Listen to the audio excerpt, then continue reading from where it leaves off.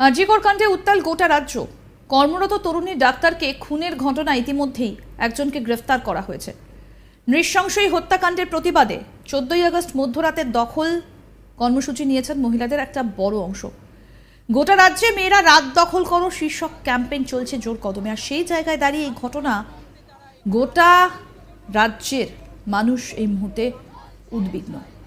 Social media হোক কিংবা চায়ের দোকান, সব জায়গাতেই এই নিয়ে চর্চা শুরু হয়েছে। তদন্ত ঠিক কোন দিকে এগোচ্ছে সেই নিয়ে অনেকেই প্রশ্ন করছেন।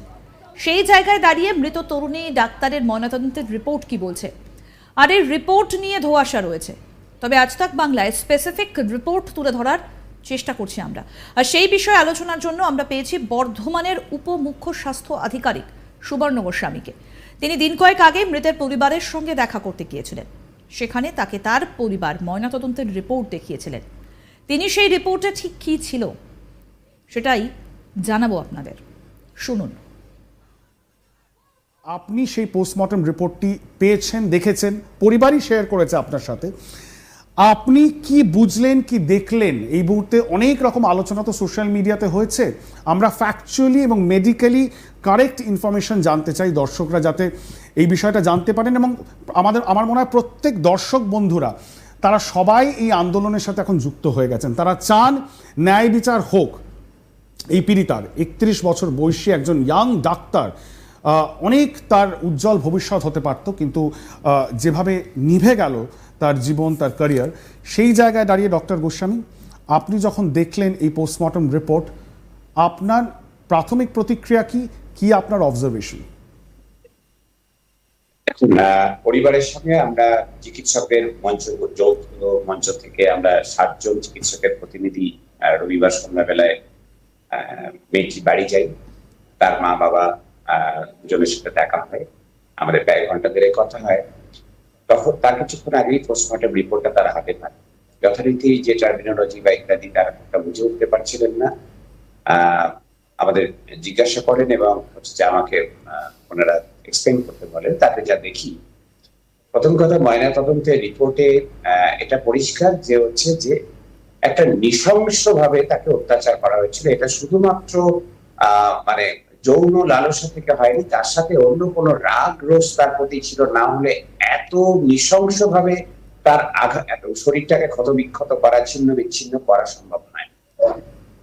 মেয়েটির সর্বাঙ্গ রক্তাক্ত, মানে তার যদি মুখ দেখেন, মানে পা থেকে মাথা অবধি সর্বাঙ্গে তার রক্তপাত, নানান ধরনের আঘাত, এবং যেটা হচ্ছে তার মুখ, 2 চোখ রক্তে ভর্তি, চোখ দিয়ে রক্ত বেরিয়ে আসছে। তার চশমা পড়েছিল, সম্ভবত চশমাটা জোর করে ভাঙা হয়েছে, এবং ধর্ষক এবং পুলিশে হয়তো জোর করেই ভেঙেছে, সেটা হয়তো কাজটা ঢুকে থাকতে পারে। তার 2 গালে, 2 ঠোঁটে, নাকের বিভিন্ন জায়গায়, চোয়ালের নিচে, গলায়, কোথায় আঘাত করে, এবং হচ্ছে কাঁধের নিচে, হাঁটুতে, গোড়ালিতে, সমস্ত জায়গায়, আঙুলে, তার নখগুলো থেকে রক্ত বেরোচ্ছিল। হয়তো সেটা ধর্ষক হাত থেকে সে নিজে বাঁচার জন্য তাকে, যেটা খুব স্বাভাবিক প্রতিবর্ত ক্রিয়া, যে তাকে আঁচড়ে খামছে, তাকে বাধা দেওয়ার চেষ্টা করছিল, তার হয়তো রক্ত লেগেছিল। সেটা নিশ্চয়ই টেস্ট হলে বোঝা যাবে, ল্যাবরেটরি টেস্ট হলে পরে বোঝা যাবে। শরীর ডিসেকশন করে যা দেখা গেছে, মাথার খুলির নিচে, মাথার 2 পাশে, সামনে, পিছনে অজস্র জায়গায় রক্তপাত, রক্ত জমাট বেঁধে আছে। হেমারেজ মানে হচ্ছে যে মাথার খুলির যে চামড়া, সেটা কাটার পরে সেটা দেখা গেছে। এছাড়া তার গোপনাঙ্গে হচ্ছে যে প্রাইভেট পার্টস যেটা আমরা বলি, সেখানে হচ্ছে যে সেখানেও আঘাত, এবং হচ্ছে যে সেখানেও রক্তাক্ত। যখন পোস্টমর্টম হয়েছে, মানে মৃত্যুর প্রায় 12 ঘন্টা পরে পোস্টমর্টম হয়েছে, তখন সেখান থেকে মানে রক্ত গড়িয়ে পড়ছে, তার চিহ্ন পাওয়া গেছে। এবং যে নমুনাগুলি কালেক্ট করেছেন ফরেনসিক এক্সপার্টরা, যেগুলো ফরেনসিক ল্যাবরেটরিতে পরীক্ষার জন্য পরে পাঠানো হয়েছে, তার মধ্যে যেমন ঠোঁট থেকে সোয়াব নেওয়া হয়েছে, 2 নিপলস থেকে সোয়াব নেওয়া হয়েছে, অ্যানাল সোয়াব, ভ্যাজিনাল সোয়াব, তার সাথে জরির ভিতর থেকে যে সাদা তরলটি তারা পেয়েছেন, তার প্রায় 150 গ্রামেরও বেশি, 151 গ্রাম স্পেসিফিক এই যে ওজন।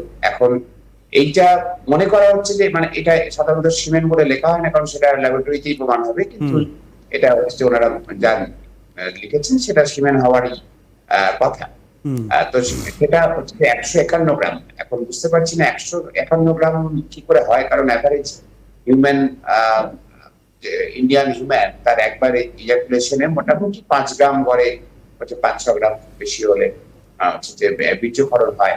সেখানে 151 গ্রাম, এইটা বোঝা যাচ্ছে যদি অন্য কিছু টিস্যু মিশে আছে ধরেও নি যে কিছুটা মিউকাস কিছুটা অন্য টিস্যু মিশে আছে, তাই 151 গ্রাম হচ্ছে। তারপরেও বলা যায় যে এত হিউজ পরিমাণ সেটা কারোর একার পক্ষে হতে পারে না, কোন একজন ধর্ষকের জন্য ফলে হতে পারে না। এটা দলবদ্ধ ধর্ষণ হয়েছে, নৃশংসতা হয়েছে, এবং এত যে চোট আঘাত মেয়েটিকে, এটাও একজন ধর্ষকের পক্ষে এই চোট আঘাত করাটা খুব মুশকিল, এটা বেশ কঠিন, প্রায় অসম্ভব। সুতরাং দলবদ্ধ ধর্ষণের সম্ভাবনাই জোরালো ভাবে উঠে আসছে। যদিও আপনি যেটা বলছেন, যদিও বারবার কলকাতা পুলিশের তরফ থেকে যেটা এখনো পর্যন্ত বলা হয়েছে যে তারা প্রাইম সাসপেক্টকে অ্যারেস্ট করেছেন, তিনি মূল সাসপেক্ট, তিনি এই কাজটি করেছেন বলে এই তারা মনে করছেন, এবং তাদের কাছে যথেষ্ট শক্ত এভিডেন্স রয়েছে বলে তারা ক্লেম করছেন। কিন্তু আপনারা মনে করছেন, বা অ্যাটলিস্ট পরিবারের তরফ থেকে আপনি বলছেন, তারা মনে করছেন যে এটা যেভাবে এই ক্রাইমটাকে সংগঠিত করা হচ্ছে সেটা একজনের পক্ষে করা সম্ভব নয়, বিশেষ করে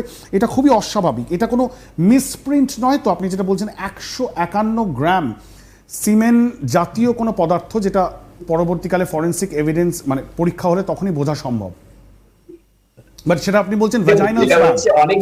অনেকগুলি প্রশ্ন এর মধ্যে লুকিয়ে আছে। পরিবারের মানুষ যা আমাদেরকে জানান, প্রথম কথা কলেজ প্রশাসন বাড়িতে জানায় যে আপনাদের মেয়ে আত্মহত্যা করেছে, আপনারা ইমিডিয়েটলি হাসপাতালে আসুন। পয়েন্ট নাম্বার 1, এটা আত্মহত্যা বলে চালানোর চেষ্টা হয়েছিল হাসপাতাল কর্তৃপক্ষের তরফ থেকে, হাসপাতাল কর্তৃপক্ষের তরফ থেকে প্রিন্সিপালের নির্দেশে কোন এক অ্যাসিস্ট্যান্ট সুপার ওনাদেরকে ফোন করেছিল। পরে যখন ওরা হাসপাতালে আসেন, ওনাদেরকে 3 ঘন্টা বসিয়ে রাখা হয়। ওরা ছটফট করছিলেন মেয়ের হচ্ছে যে মৃতদেহটাকে দেখার জন্য, তো 3 ঘন্টা অবধি তাদের মৃতদেহ দেখানো হয়নি। 3 ঘন্টার পরে তাদের মৃতদেহ দেখবার অনুমতি মিলেছে। ওই 3 ঘন্টায় কি করার চেষ্টা হয়েছিল, কি ঢাকা চাপা দেওয়ার চেষ্টা করা হয়েছিল, এটা ওনাদের মনে প্রশ্ন আছে, আমাদেরও প্রশ্ন আছে। একের পর এক প্রশ্ন উঠে আসছে, সেদিন রাতে ঠিক কি ঘটেছিল ওই মেয়েটির সঙ্গে। আরজিকর কাণ্ডে ইতিমধ্যেই উত্তাল গোটা রাজ্য। কর্মরত তরুণী ডাক্তারকে খুনের ঘটনায় ইতিমধ্যেই একজনকে গ্রেফতার করা হয়েছে। নৃশংস এই হত্যাকাণ্ডের প্রতিবাদে 14ই আগস্ট মধ্যরাতে দখল কর্মসূচি নিয়েছেন মহিলাদের একটা বড় অংশ। গোটা রাজ্যে মেয়েরা রাত দখল করো শীর্ষক ক্যাম্পেইন চলছে জোর কদমে। আর সেই জায়গায় দাঁড়িয়ে এই ঘটনা, গোটা রাজ্যের মানুষ উদ্বিগ্ন এই ঘটনায়। সোশ্যাল মিডিয়া হোক কিংবা চায়ের দোকান, সব জায়গাতেই এই নিয়ে চর্চা শুরু হয়েছে।